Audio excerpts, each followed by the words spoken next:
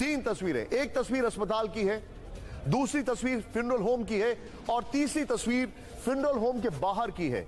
ये तस्वीरें बता रही हैं कि चीन की राजधानी में क्या हालात हैं। And this is a warning, ये वार्निंग है भारत के लिए। ये चिंताजनक खबर है।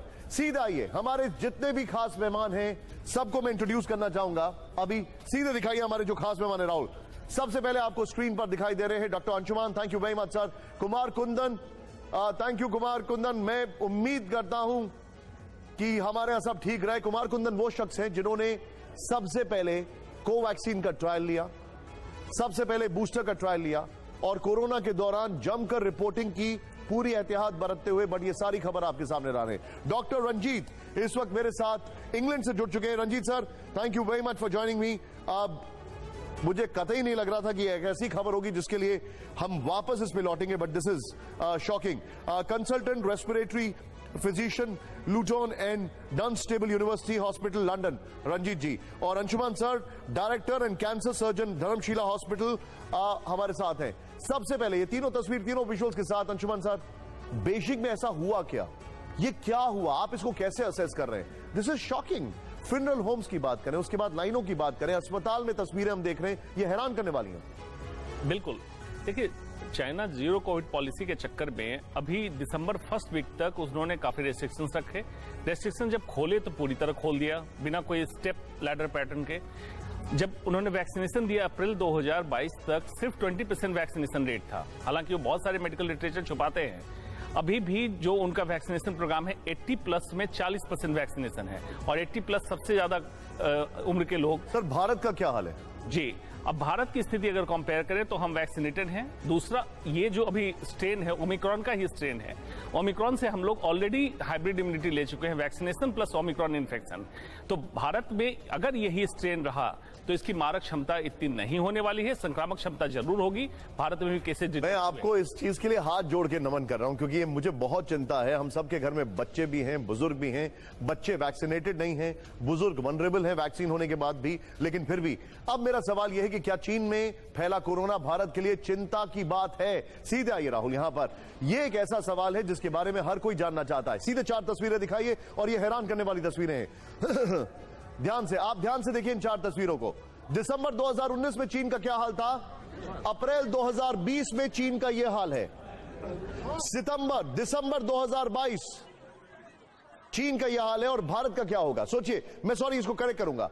दिसंबर 2019 में चीन का जो हाल है, क्या मैं आपसे ज्यादा सवाल पूछूंगा? मैं चाहूंगा यहां पर वो अगर 4 विंडो प्ले ऑन करें अंशुमन सर के पास। राहुल, आप उसको एडजस्ट करिए, तब तक मैं एक क्विक वॉल आपको दिखाना चाह रहा हूं। ये देखिए, well they have done it. यहां पर अंशुमन सर ऊपर देखिए, दिसंबर 2019 और फिर अप्रैल में भारत में वो लहर आई जो हम बता रहे हैं। फिर उसके बाद दिसंबर 2022 चाइना, क्या हमारे यहां फिर से स्ट्राइक कर सकता है? जी, इसमें कोई दो मत नहीं है। देखिए, 3 केसेज ऑलरेडी डॉक्यूमेंट हो चुके हैं BF7 के। तो हो सकता है केसेज बढ़े, संक्रामक क्षमता बढ़े, उसी कदर बढ़ेगा जिस तरह ओमिक्रॉन की लहर आई थी और बहुत जल्दी 4 से 5 दिन लोग माइल्ड सिम्टम्स लेके रिकवर हो गए। इसी तरह की लहर आ सकती है। मारक क्षमता की उम्मीद नहीं है, अनलेस कि कोई नया स्ट्रेन आ जाए, नया म्यूटेशन आ जाए तो दूसरी बात है। अंडरस्टूड। सीधे आइए, कोरोना की जानलेवा लहर, ध्यान से देखिए जो मैं आपको यहां पर ग्राफिक्स दिखा रहा हूं, इसको प्ले ऑन करें, बड़ा इंटरेस्टिंग है। कोरोना की जानलेवा लहर, सीधे आइए। अब ये जो मैं आपके सामने फैक्ट दिखा रहा हूं, पहली लहर चीन में आई थी सितंबर 2019 में। पहली लहर बल्कि ये कहा जाए पहला केस, ऐसा कहा जाता है। फिर मैं चाहूंगा जरा ऊपर से फोल्ड बैक का ऑडियो थोड़ा कम कर दें।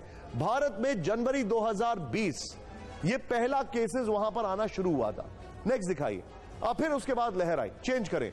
फिर दूसरी लहर, अब ये लहर है नवंबर 2020, भारत में मार्च 2021। 4 महीने का फर्क दिखाई दे रहा है, बार बार 4। पहले 3 था, फिर 8 हुआ, फिर 10 हुआ, या 18।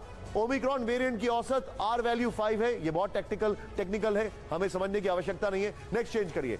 ये हमारे सामने इसके BF.7 वेरिएंट की R वैल्यू है 10-18.6। How does it matter to us? Change करिए इसको यहां पर, क्योंकि ये डॉक्टर समझे। मैं चाहूंगा इस ब्रेकिंग और शॉर्ट्स के साथ, इस ब्रेकिंग